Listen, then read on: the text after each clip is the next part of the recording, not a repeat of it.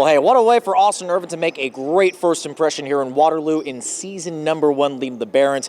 Coach, when you take a look at this team's excellent start so far, what has really stood out to you about how this team has been able to execute at a high level? Yeah, I think it starts with their effort. I mean, they play hard, they play together, and that's always a good start. I just think the way they bought into flying around and playing as hard as they can all the time, it's going to give you a chance in every game you play.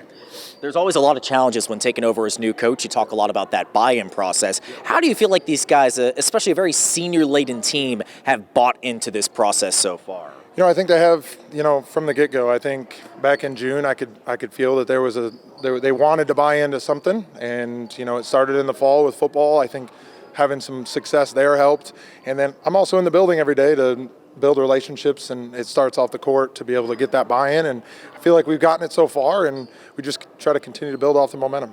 Kind of interesting you bring up football, just knowing a lot of these guys played on that football team that had a lot of wins this season with Coach Robertson. Yeah. How do you feel like that success kind of carried over just to give them that extra little bit of confidence? Yeah, I think, winning is contagious and the confidence is contagious. So when it starts off the right way in a arguably one of the most important sports, if not most important one at the school and the most popular, I just think it can do nothing but good to have a successful football team. So, and a lot of those guys, can bring that toughness, that mentality that leads to success in football onto the basketball court too. No, without question. You take a look at the rest of this season, obviously you got Bishop Dwenger coming up Tuesday, your entire NE8 slate coming up, which you got a lot of good teams. How do you carry this momentum forward and continue this early season success you're seeing? Yeah, I think ultimately it's about them and the confidence that they carry themselves with, and it's our job as coaches to continue to help them through that.